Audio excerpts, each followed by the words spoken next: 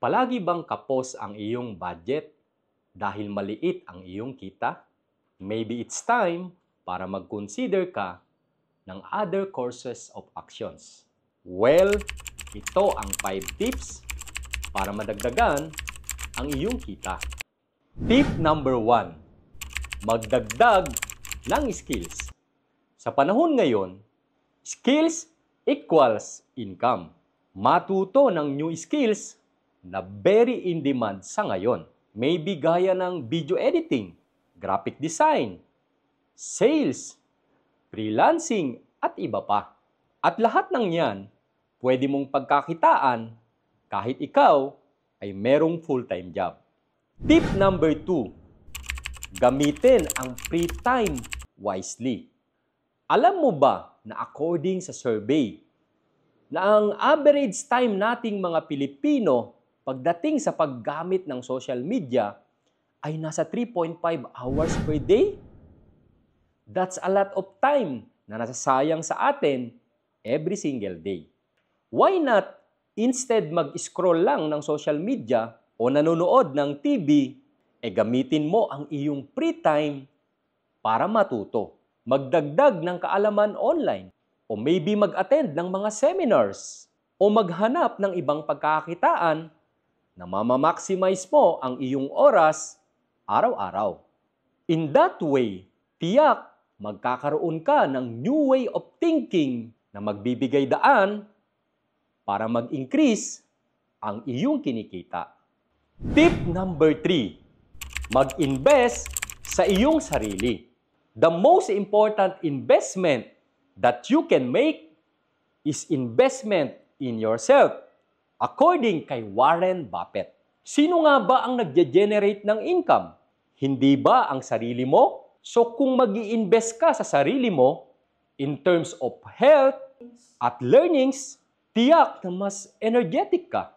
Mas marami kang alam, mas lalaki ang capacity mo to earn. The moment na physically healthy ka, natututo ka at continuously gumagaling ka, mas mag-o-open sa'yo ang mga new opportunities na magbibigay sa'yo ng mas mataas na income.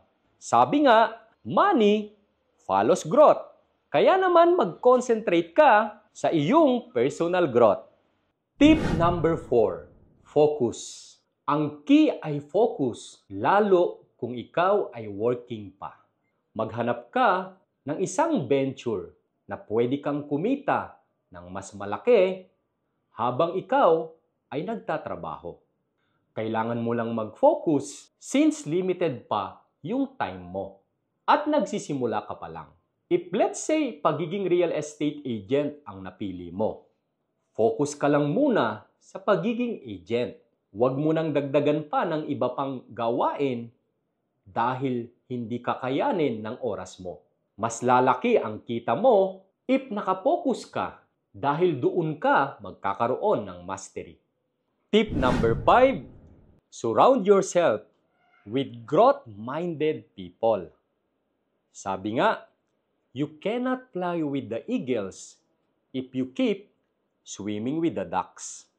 Kung gusto mong sumama sa mga agila, mga taong may matataas na dreams, well, piliin mong mabuti ang mga makakasama mo dahil sila ang makaka-impluwensya sa iyong mindset. Makisama ka sa mga taong may mga goals, may drive, at laging may plano para umangat. Usually, makakahanap ka nito sa pag-join sa grupo or organization. Ang pagtaas ng iyong income ay hindi instant.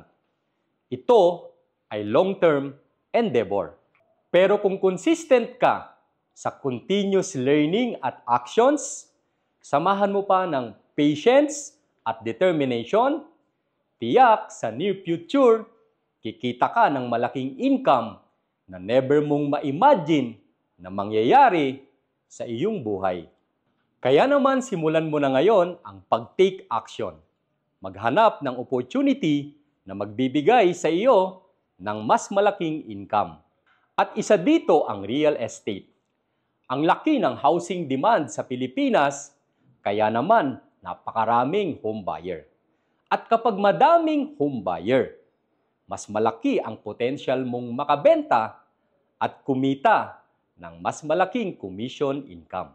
Pwede mong i-consider ang pagiging real estate agent at mag-join sa RRCT Realty. Tutulungan ka naming abutin ang iyong mga pangarap sa pagiging real estate agent dahil ang RRCT Realty ay kapartner mo sa pag-abot ng iyong mga pangarap.